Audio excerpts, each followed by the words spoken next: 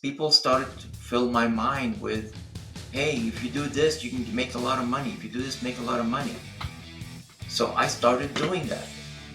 And I would go in and lose. And somebody else would say, if you do this, you would win a lot of money. So I started, borrowing against my credit cards in order to win the money to pay back, what I lost, and then make more money. And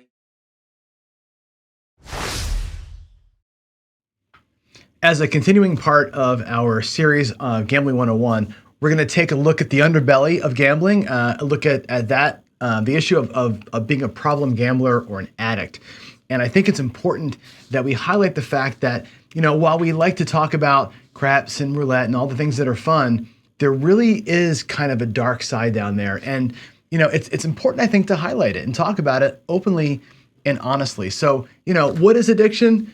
At its base level, it's making a bad choice. It's doing a poor choice when you know better. And a lot of times there's a chemical reason why that is. And really, I think a lot of people don't understand in gambling what the warning signs are. Here are some of them. When you're thinking about it 24/7, when you feel the need to go more often or bet more money, right? If you feel restless or irritable when you're not playing, if you get that out of control feeling, okay? If you're gambling, again, despite knowing the consequences. And the big one really is the family withdrawal or the financial instability that can result. This can fracture or break relationships, families, and people. And it is addiction. This is what the consequences of addiction are. And I really want to give you kind of a good sense of what it's like from the person who's dealing with this. So today we're going to be joined by one of our friends who has had in the past a gambling problem. And I want to let them tell you their story, sort of unadulterated. We'll just let them sort of share with you what it is. And we'll do this as often as we can. More and more people want to step forward and sort of share their story. I think there's an empowerment that goes along with hearing somebody else's story. For them, it gives a little bit of transparency, a little bit of closure, I suppose, a little bit of weight lifted by sharing and hopefully being able to help somebody else through it. So without further ado, let's go ahead and join our guest and hear their addiction story. Good morning to Gargoyle. Gargoyle is joining us today to share your story. How you doing, sir? good morning, John. Good morning, everyone. Yeah, I'm happy to have you here. And I know this is we were talking yesterday over text, and I said to you, this is kind of a big deal because sharing your personal story is not easy, and I think it adds a little bit of realism to where we are, obviously, in the world, but also it's like, it's cathartic in some degrees too. I've shared my ugly stories with everybody multiple times here, and it's like, it feels good when you're done, but boy, it's tough. So I want to just turn the floor over to you and ask you to sort of share your what I call your origin story, how you got into gambling, but more importantly, when the problems began, and how did you recognize the problem? So I'll just turn the floor over to you. Yeah, thanks. You know, addiction is very weird. You have different types of addiction, and especially when it comes to gambling, there's different personas of gamblers, and there are some that they they can't help it. They stand outside of the casino and beg for money, and as soon as they have some money, they run in and and gamble with it. Those are like easily identifiable. This guy's a gambling addict. But there are other addicts, gambling addicts, that they don't know they are. And I Mm-hmm. was one of them. I was one of them. I started with playing poker and playing tournaments, and I was okay. It wasn't an addiction. It wasn't a gambling addiction. I'd win some, lose some. But when I moved to craps from poker, um, I, I didn't know, there was no YouTube, there was no help. I started going to the message boards and looking at stuff, and people started to fill my mind with, hey, if you do this, you can make a lot of money. If you do this, make a lot of money. So I started doing that. and I would go in and lose. And somebody else would say, if you do this, you would win a lot of money. So I started, borrowing against my credit cards in order to win the money to pay back, what I lost, and then make more money. And then guess what? I would lose. And I started going in and listening to folks to win the money so I can pay back my losses so I can break even. And Hmm. before you know it, I maxed out my credit cards. I started dipping into my savings, and I even took out a personal loan. It got to a point where,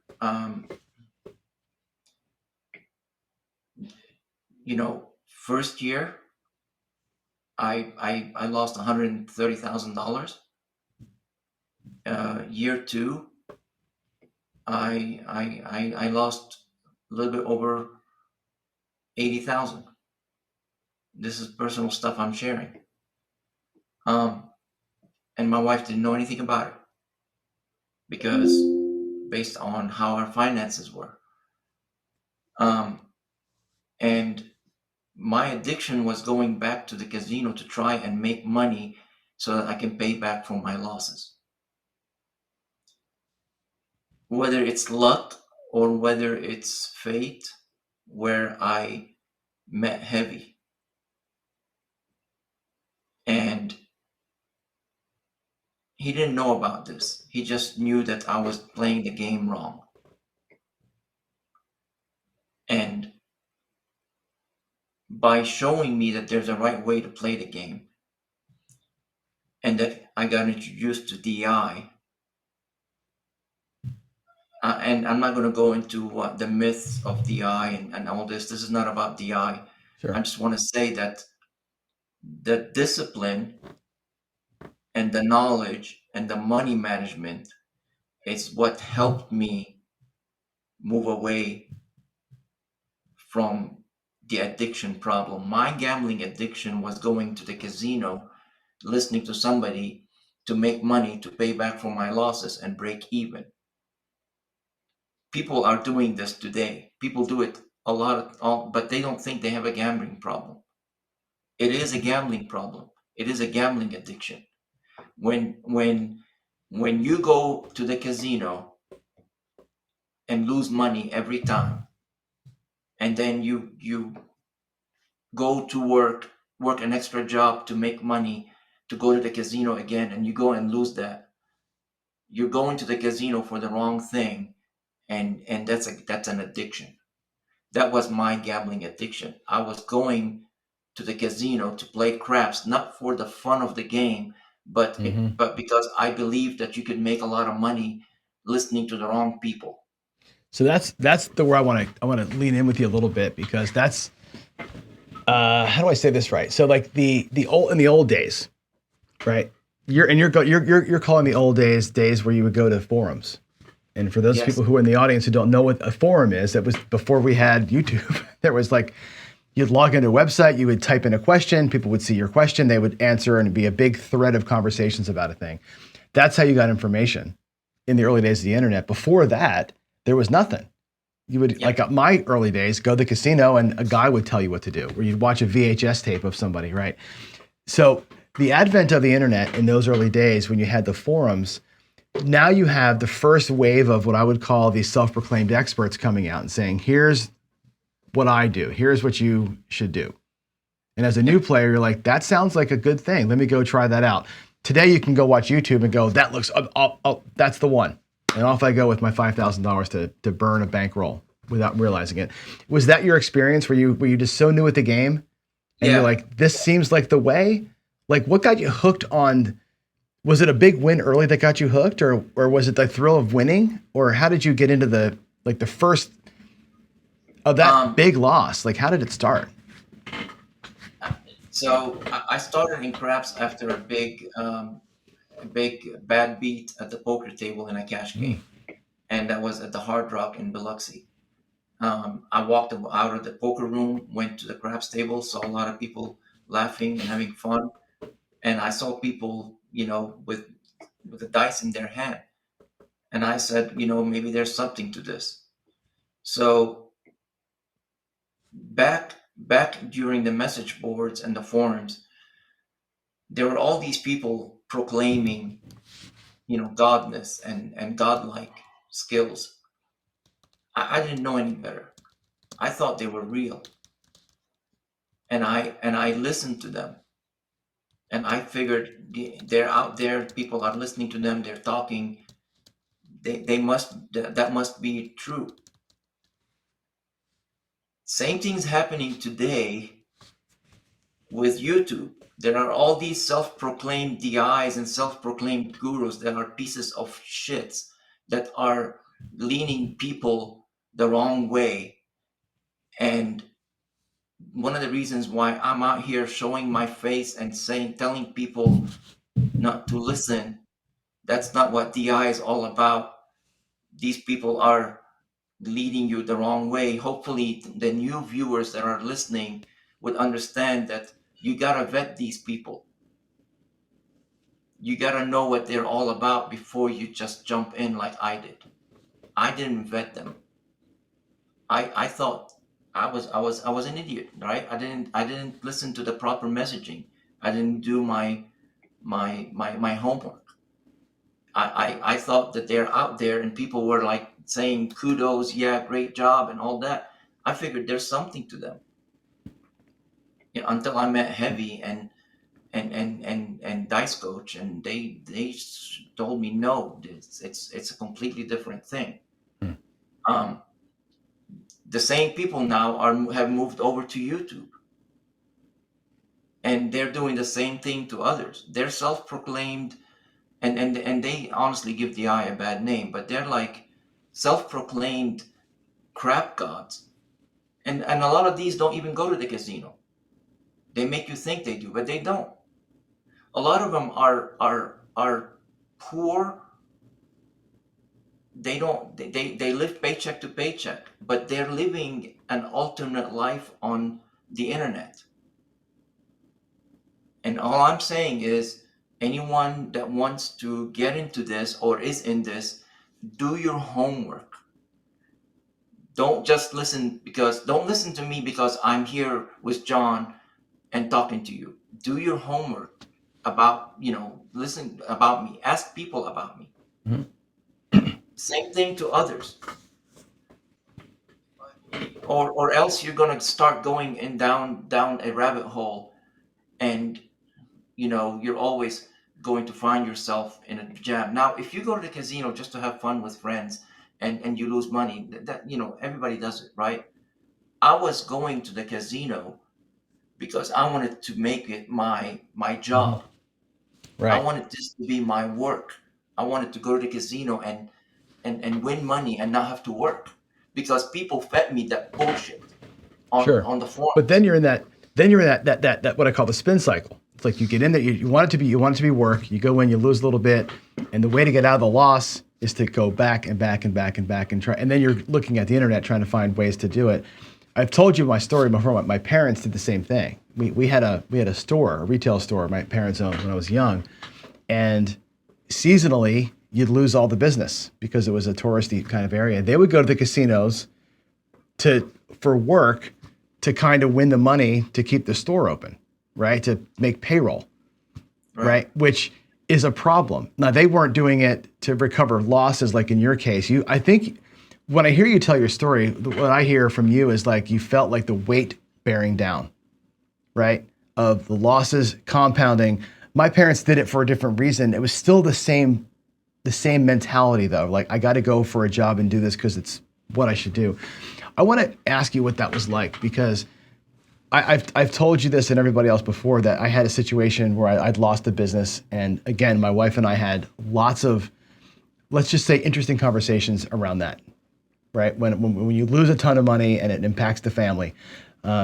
You said earlier that you had that problem, but because of the way your finances were, she wasn't aware of it.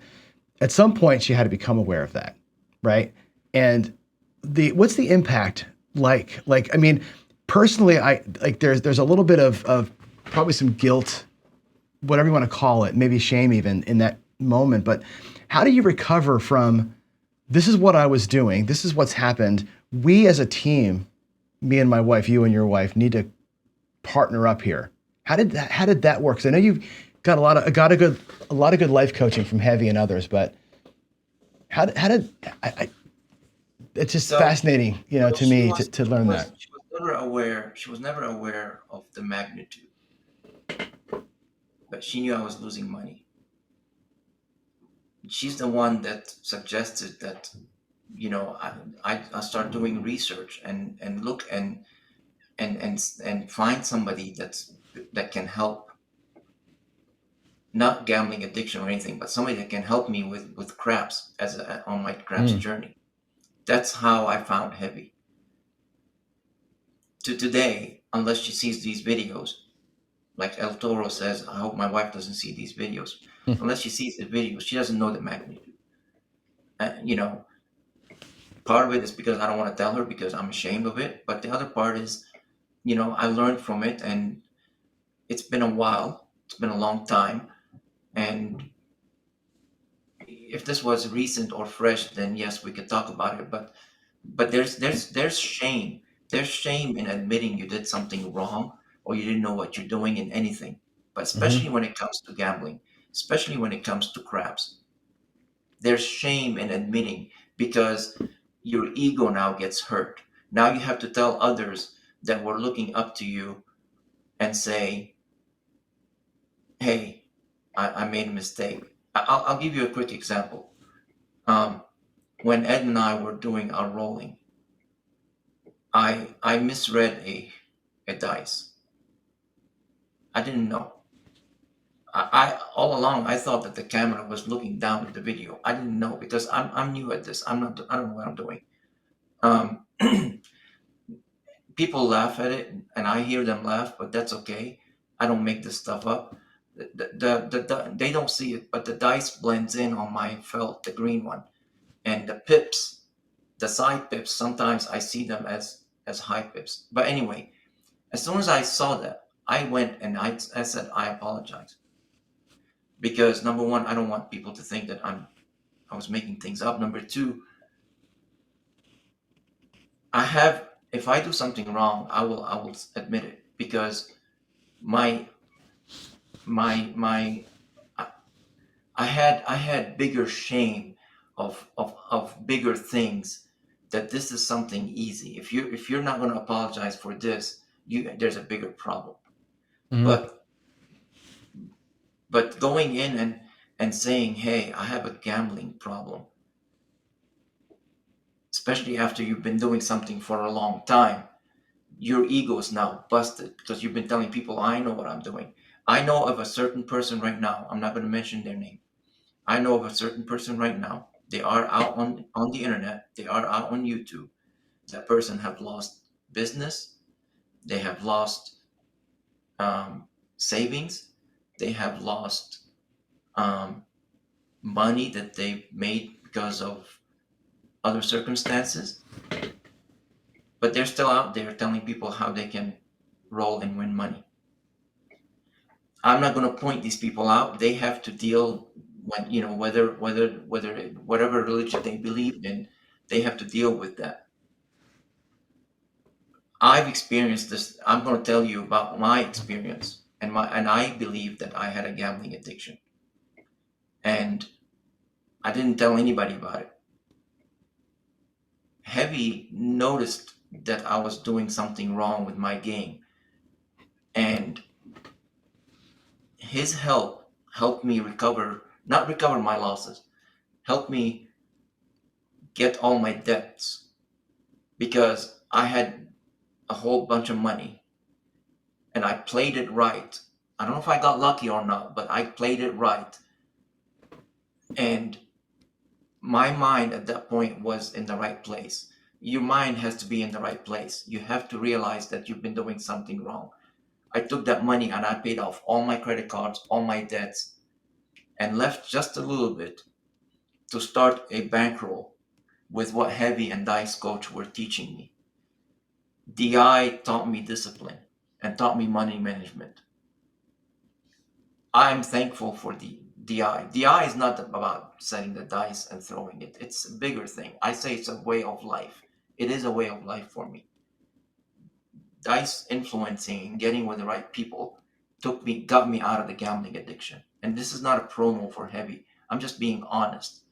These people were friends to me at a time where I needed friends, not a dice instructor. I couldn't go to my friends and say, I lost all this money. I have a gambling addiction. People don't want to call the 1-800 gambling and stuff like that because they're afraid that the casino will block them from going in because they have a gambling addiction. If you don't want to call a number, talk to a friend. Look, if you have something going on in your life, talk to me. I promise I don't talk to anybody at all about stuff. Talk to someone. I don't care who that someone is. If whatever addiction, if not gambling, if it's drinking, if there's something going on, take it from somebody that's been there. The more you boil it, the more it leans heavy on you. Hmm. It leads you to some dark places that you don't want to go. That's Some people it. have taken that turn to the worst and went down the dark places, and they're no longer with us. I know two people personally because their ego and their shame refused them to go and talk to someone. It's a fascinating thing, and I got to reiterate what you said for record here, right? If you think you have a problem, go seek help, right? Number one, and the 1-800 gambler is an option, right? That's an option for people to explore. Clearly, I think additionally though, you said find friends. And I think for those of us that we all have friends that gamble now, right? We're all together in this endeavor, right? Us YouTubers for one, are the folks who watch us for two. I'm going to talk to the guy who runs the NCPG next week about like how do you approach somebody that you see that has a problem, because that's an important thing too, getting reached out to. But when you identify a warning sign in yourself and like kind of raising your hand and saying, "Hey, I think I got a problem," I think I'm a big, pretty religious guy, and I kind of feel like God puts people in your life at the right time for the right reason when you need them. And some people will go to heavy or to dice coach to learn how to throw or learn how to bet and do the class thing. In your experience with them, it was different though. It was more about fix me. And I say me like hardcore, like fix me as a person, right? Yeah. And I think when you went to them and they fixed you as a person, a lot, and I want to really ask you this one question here, because a lot of people will say, you should have went to 1-800 Gambler. You should have went to Gamblers Anonymous and never went to a casino again. With that kind of money issues, right? You should have stopped playing. Like go get actual help, right? Yep. You went after it a different way. You found a guy, or a couple of guys actually, who kind of intervened in your life and said, look, you're just doing it wrong, kind of a thing, which is, I tried to quit drinking all these times, but I never quit drinking the right way. So it never stuck, right? With gambling, you went at it that way and said, I'm going to fix myself versus just put the cork in it and stopping, right? So I want to ask you that question. How does that decision get made, and how did those conversations go early? And what was there had to be a moment when you went, oh, okay, I see what the problem is. Big part Yeah. of it sounds like it was discipline, but seeking help from somebody whose answer is you're just not doing it right, versus somebody who says you got to stop doing it. And I think there's those two different ways you can approach this problem. And I want to know why you went the one way instead of the other way. Like, what was the impetus there? Yeah. Um, so one of my main problems was that I wasn't losing all the time. If I was losing, like after the third outing, if I was lost, I would have given up and just did something else. Um, there were times where I won a lot of money, and the adrenaline rush of winning that money gives you a false positive that, hey, I could win money, money, money. I'm going to keep doing it. what I wanted to do was not quit.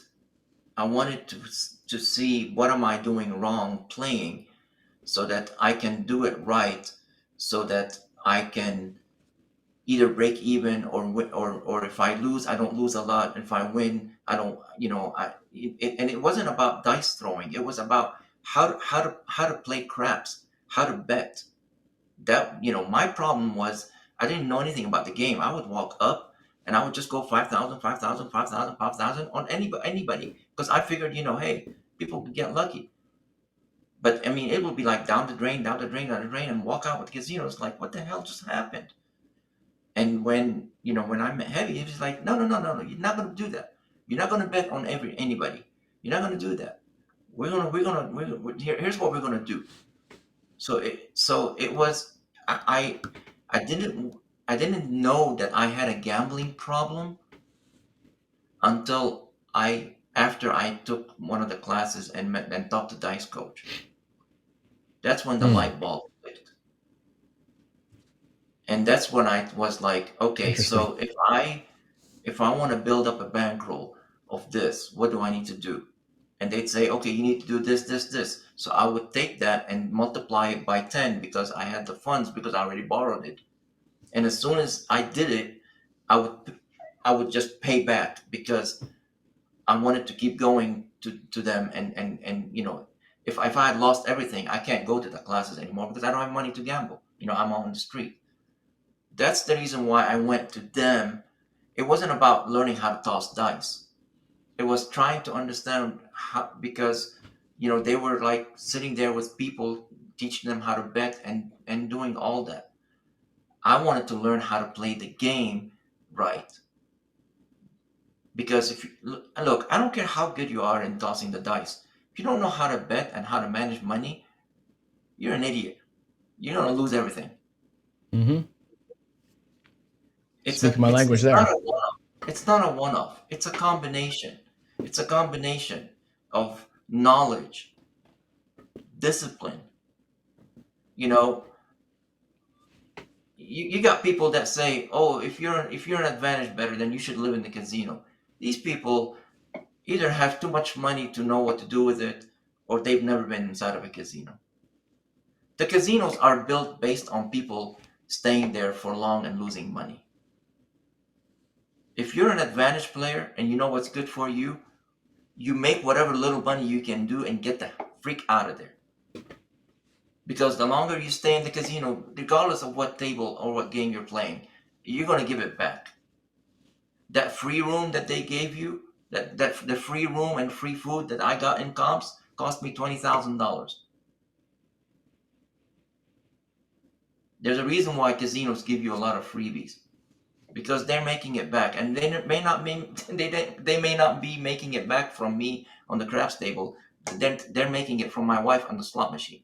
Hmm. They're making it. Yeah. But I didn't know I had an addiction until after talked to these people, and I'm like, okay, I gotta stop. I gotta stop the madness. I looked back once, and sometimes you don't know how deep you are until you pause. Once I stopped and I looked at my finances, that's when the oh shit moment realized. And the decision is, okay, what do I do?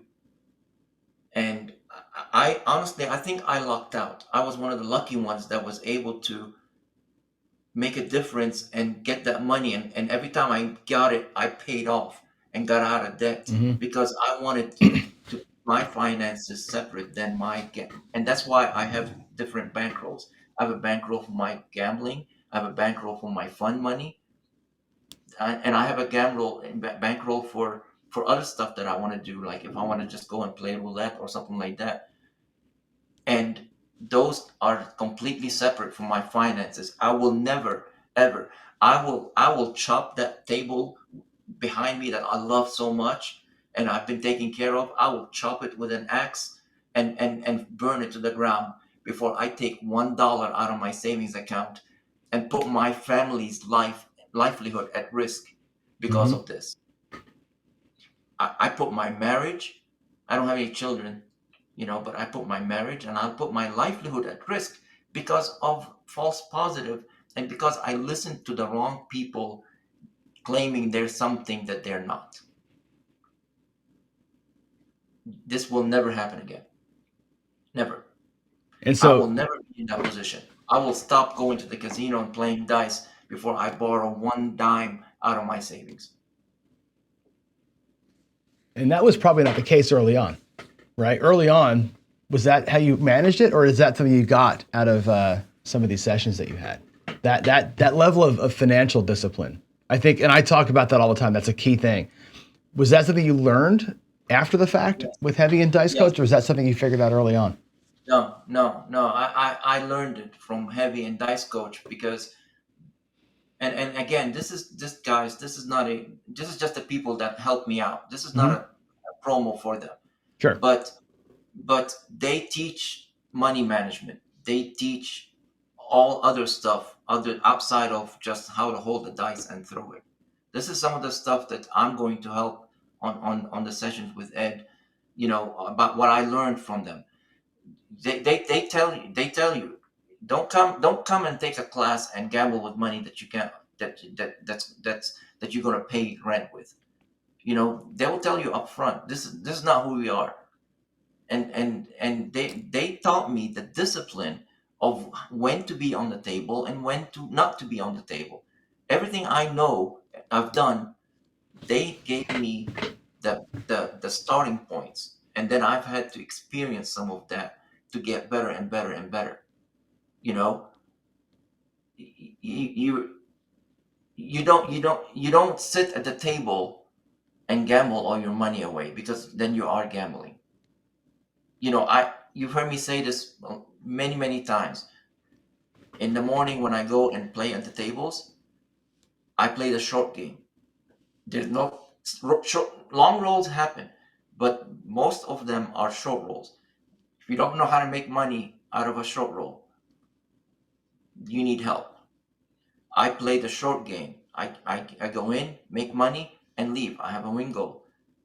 I keep my bankroll intact, and I make more money. That extra $400 $500 that I win in the session, that's the adrenaline rush to make me happy. And I can have, and if I lose it, okay, the process starts. But it's a discipline. You don't sit there and lose, lose, lose. If I PSO and I PSO again, I'm walking. I'm walking. I'm going to go get a donut, get coffee, enjoy my day. Tomorrow's another day. Casinos are there. They'll be there tomorrow. They'll be there next week. Tables will be there. You don't have to sit there and figure out what the hell's going on and flush your bankroll down the drain because you're trying to figure out what's going on with that session. That's the kind of discipline that I learned from these guys. And that's You hard. know, That's hard to do. and Yeah. that's not just in craps. That's in life in general. You know, if you're starting a business, if you want to do anything, you gotta have the knowledge, you gotta have the skill set, and you gotta have the discipline. Or Hmm. else you're gonna lose your money. I've got a You couple know. questions here for you. Do you mind taking a few audience questions? Oh no, go ahead. Okay, I Go got ahead. one from El Toro. He has two questions, but the first one is this, and he says, "As an addict myself, how would you advise someone to overcome their pride and admit they have a problem and seek help?"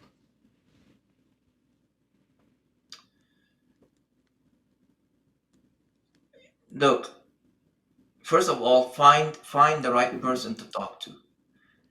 If you go and talk to the right person and say, "I've got a problem," they're not gonna shame you, because that's the right person to help you through it. Hmm. The right person is not going to laugh at you. The right person is not going to go and tell tattletale on you. So people call the 1-800 Gambling Anonymous because these people don't know them, but a lot of them just go through a process, and you should call them. But talking to somebody that you have trust with, they will they if that's a true friend, then they won't shame you. They won't say, "Well, I told you so," and blah blah blah. No, They will help you get through the process, and they will be with you in case you, what's the phrase, fall off the wagon, I guess that's what they say it. They will be there, but you got to understand also that if you keep, you know, relapsing, relapsing, and relapsing, at some point they're going to say, look, I can't help you. So there's no shame in talking to to a friend and somebody that's going to help you. If you go talk to the wrong person, now how do you identify the right person from the wrong person? Well, that's where you know who the people that are around you are. Yeah, that's how you find your real friends. Well, it's what's interesting is this is a kind of a weird story, but I had a health scare many years ago, and the people in our life at the time, my wife called for help. This really old friend that we hadn't talked to them in years. She's like, I don't know why they were my first phone call. I'm like, because that's our real friends. Like it was a weird thing. Like she called somebody, and I think what you're saying is the same thing. Like you're going to reach out to the right person because you're supposed to. Like that person, and that person better, like you say, no shame, help, Yeah. love, all that stuff, right? Lift each other up. Yeah. That's an important piece to it. And my buddy Waylon, he and I think we're okay. He and I may have had a rough start, but I think we're okay now. He always put it out in chat. If you don't know how to bet, you're gonna lose. And he is so right. People give him a hard time about it, but you gotta listen to him. He is so right about that. If you don't know how to bet, how to place the right bet and when to place it, you're gonna lose. Yeah, You're gonna no lose. question. There's a time to do something in the right way, and there's a time not to do anything. There's a time for the right bets at the table. And I'm not talking about patterns and trends here, John. I know you're gonna laugh. I'm just saying there's a time, For for sure. anything on the table, right? If you don't know, I didn't know how to bet. I didn't know how to play the game. You know, if nothing else, make sure you know how to play the simple bets, or even how the game goes before you go and put real money on it. This is why we do the shows. This is why we do Crapsy. This is Hmm. why we do the training shows, not to show off. I don't do the shooting with John with Ed to show off. I've nothing to show off. I do it to show people that I could hit a 30 roller at any given time, and I can PSO at any given time. But people give Wayland a hard time when he says that. I'm just using him as an example because I know he's Sure. not going to be upset with me, but he knows what he's talking about. Hmm. Learn. If you don't know how to bet, you're going to lose money in the long run. In No the question. short term, you may be a winner. Long term, you're going to lose money. I was a winner at the short term. That's why I kept going. The adrenaline of winning. I would win 50, $60,000 on one hand from a shooter, from somebody just picking dice and rolling. And I'm like, wow, I could do this for a living. I come in an hour later, lose it and more. And I'm like, what the hell happened? What did I do wrong? I was doing the same thing I did the time before. Hmm. I have a question here from Buckeye Slim Gaming Pit. He says, this is actually dovetails perfectly with what you said there. In your opinion, I'll put the question up here. Is there a difference between a gambling addiction and a gaming addiction? And like, in other words, is the person who's addicted to craps automatically addicted to gambling? And this, I think, speaks to that adrenaline rush you were talking about. Yes, there's a difference. There's a difference. There are people that go to the casino and go from one table to another, go play roulette. They stay there until they have no more money and leave. And then they come in after they have some money in their pocket. 2 3 weeks later, they come in and they lose on slots and stuff like that. Um, I have I have a top dollar slot machine addiction. I cannot walk by a top dollar slot machine without putting $100 in it. That's okay. I'm okay with that addiction. But it's an addiction. Yeah, I cannot walk by a top dollar slot machine and just leave it at that. I gotta put $100 in. yeah. The endorphin rush But is real. That rush is real, and I think that can't be understated. And that's I think yeah, that leads to one leads to the other, right? The addiction to that rush of gaming will lead you to the gambling addiction, if you don't put a pin in it. yeah. And listen, I've been playing craps for a long time.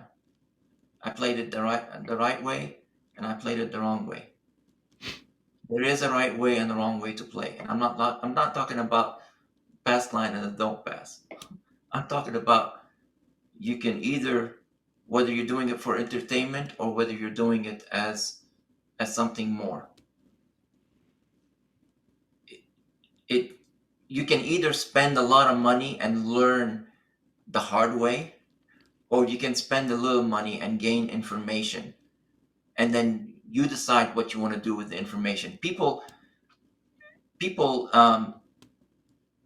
down go they shame others because they wanted to take a class with dice coach, or they wanted to take a class with heavy or somebody. um these people have the money to take that class, and they get information, and they can decide what to do with this information afterwards. Nobody Mhm. forces anybody to do anything at the table.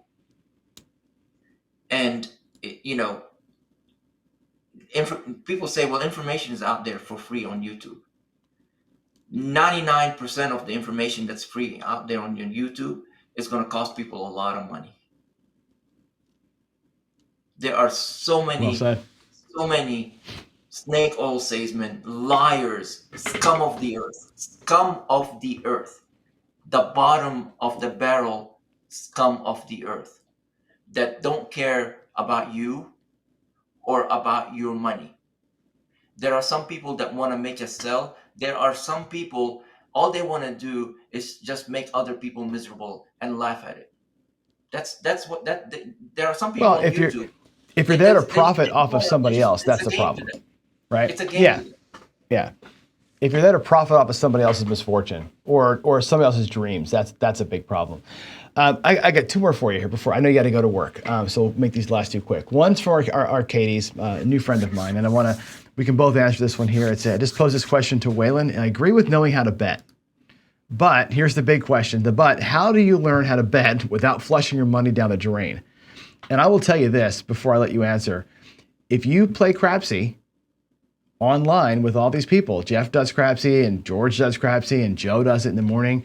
You got to go to Crapsy with your actual bankroll and play it your actual way. That's one way to practice. You got to practice. And you should not practice with your actual money. You have guys throwing dice live every day, myself included, which simulates table conditions. Don't go to Crapsy with 3 grand and go 1,200 inside or 1,100 inside because it's fun and you want to be on the top of the board. Go to Crapsy with $500 and bet 44 inside and practice your way every day. Develop the skills to get good before you go with real money. That's my answer to that. But I want you to jump in because you went through this. How do you learn how to bet the right way without getting destroyed? It's a great question. Oh yeah, I mean, I was taking real money down to the craps casinos and losing it, until I was shown the right way, and started practicing it at home, throwing my dice at home. Um, Waylon can tell you when he comes up with a new strategy. He doesn't come up with it. I'm thinking, I haven't talked to him, but based on some of his stuff, he doesn't just come up with it in a day and puts it out there and shows it to people. I guarantee you, he runs it in his mind on paper 30, 40, 50, 60, 70 times to make sure there are no holes in it before he puts it out there. That's how you need to be with, anybody needs to be with their betting strategy and gambling. Um, I changed the layout and the bounce on my table because I wanted to simulate real casino, so that when I'm showing people how to throw dice on it and how to overcome bouncy tables, I'll show the betting also with it. what to do and what not to do. If you want to practice without putting real money, take crapsy seriously when you play crapsy. Agreed. Agreed. All right, last question. Here we go. And this is a great way to end this thing is we're going to revisit a topic from earlier. This is coming from El Toro. I know that somebody else in the audience had said earlier too that they were an addict, not gambling addict, but an alcohol addict. And here's El Toro's question. He says, as an alcoholic, I had to quit starting to drink. No off switch. I didn't learn how to drink correctly. And we had said this earlier about the gambling piece.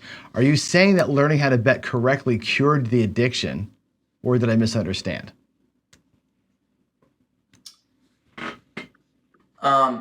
No, I'm still a craps game addict. I will go to the casino and play, but I learned where my tolerance level is, so that the addiction doesn't overtake me anymore.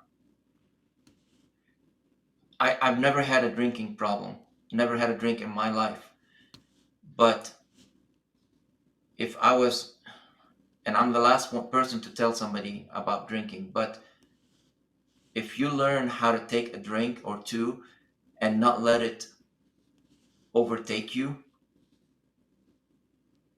then then it's then you're controlling the addiction and it's not controlling you. That's the bottom line. You control you. Don't let the addiction control you. And as long as you have control on that, you'll be okay. It's when you lose control, and that's where the discipline comes in. I'm still an addict. I'm still a craps addict because I go to the game and I play, but I don't let the addiction take over me.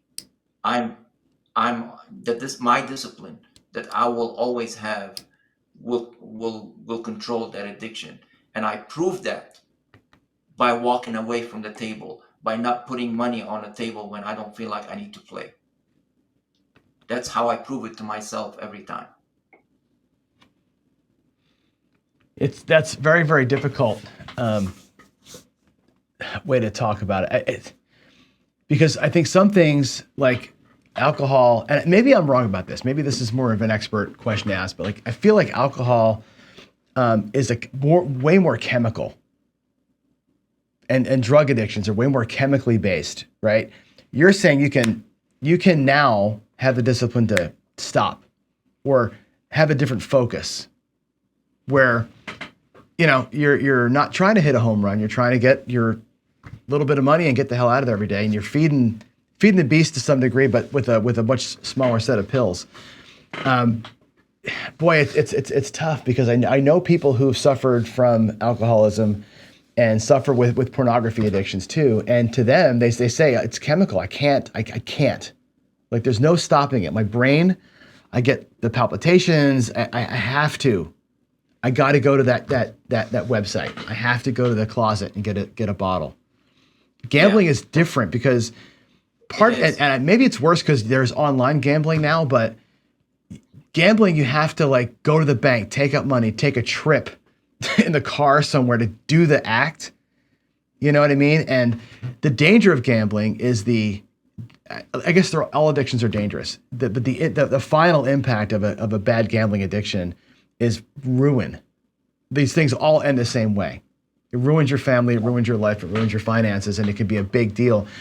But you've wrestled control out of it because you've exercised some discipline, which it's interesting and it's admirable that you can do that. You know, Walking away from a table that's paying you money is very hard. But I do it because I've set limits to myself, and it doesn't matter. I could stay on that table and maybe make another 1,000, but I could stay on the table and lose 10,000. I'm not going to take that chance. I walk away regardless. Alcohol, drugs is different. And what I would suggest to folks is find somebody that has been through that journey and has overcome it, because they will be able to give you information about their own experiences that you can process. And and and and just like everything in life, there's good, bad, and ugly. Take the good out of everything, and you can leave the bad and the ugly by the side. um, I've lost friends because of this. I've lost time away from my family, time with my family, because of this. These are things that I cannot get back, no matter how hard I try. And I try to make it up to my wife now. She has a David Yurman addiction, and if you don't guys don't know what David Yurman is, go look it up. It's a jewelry store, and so if ever she wants something, she gets it. She put up with a lot, and she didn't know what was going on. And you know, I don't care if she wants a new car tomorrow. And if I go in debt to do that, I'll go get her a new car. Even though she doesn't know about a lot about this stuff, I treat it as if she knew, and she's gone with it through me. And I gotta run, but I will say, look, even if you don't think you have a problem, regardless of what that is, talk to somebody about it. Just chit chat with a friend. If nothing else, it makes that friendship a lot stronger. Couldn't agree more. Could not agree more. That's a huge thing. Having friends, having people you can rely on, having somebody you can open up to, and be vulnerable with is a huge thing. And like you said earlier, that friend, if you are that friend for somebody, you're put into a non-judgmental situation, right? You're there to offer support and be the person that helps that other friend of yours through the journey, right? You're there to kind of be.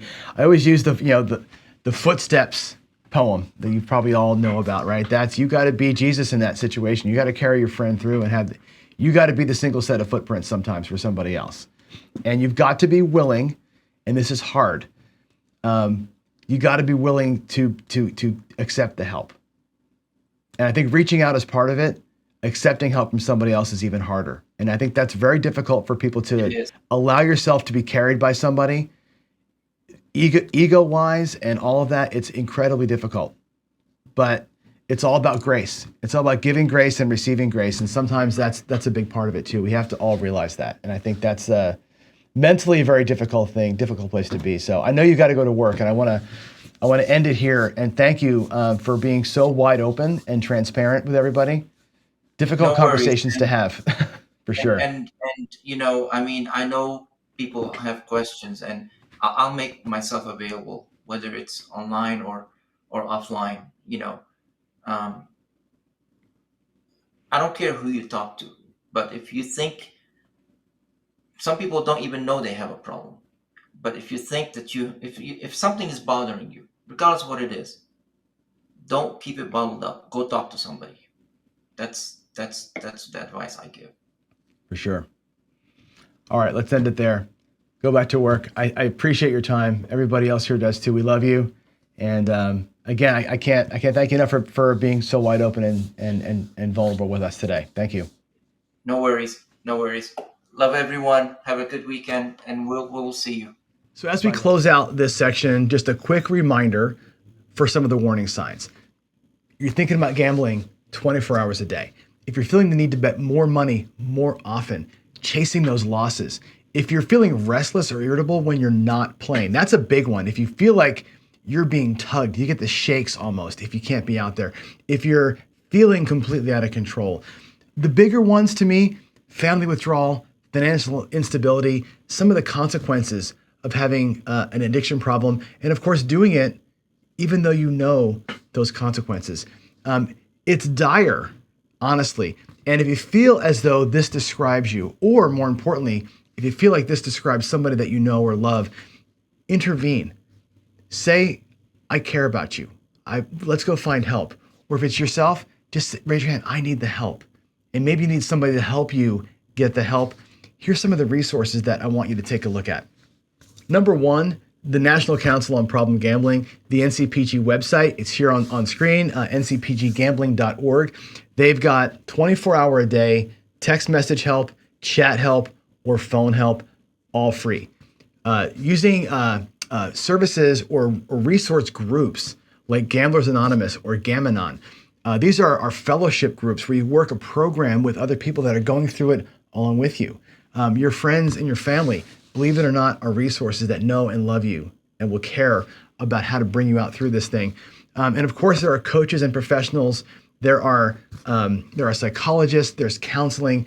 There are abundance of resources out there for you. Please, if you feel like you've got a problem or know somebody who does, don't be afraid to seek help. And if you're unsure if you have a problem, go to the NCPG website. They've got a self-assessment, 10 simple questions that you can ask, that they'll ask of you, provide the answers. It'll give you kind of a score and highlight some problem areas for you. So please take advantage of everything that's available to you in terms of recognizing some of those signs, reaching out, asking for help, and getting help. It's out there. It's free. And again, if you feel like you've got a problem or know somebody who does, don't be afraid to raise your hand, reach out, and get access to that free help. We're going to keep on bringing more stories to light. I think it's important that we hear from professionals, that we hear from people who are in the middle of the process, people who have been through the process, to keep awareness out there and keep it at the front of your mind. As much as we like to have fun and play, there is a dark side to this whole thing. I want to make sure that we don't forget about that.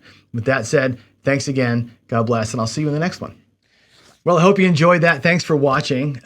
Please feel free to leave us a comment here in the comment section for the video, but really better still, join us on Discord. Go to casinogaming.tv and hit the community link in the menu there and join our Discord. That's where me, other YouTubers, and all of our subscribers hang out. We sit there and talk strategy and just BS kind of all day long. It's a great way to get connected and stay connected and kind of interact with the team. Learn about meetups and get-togethers and all that kind of stuff. So with all that said, again, thanks for watching. I really appreciate your time. God bless you, and I will see you in the next one.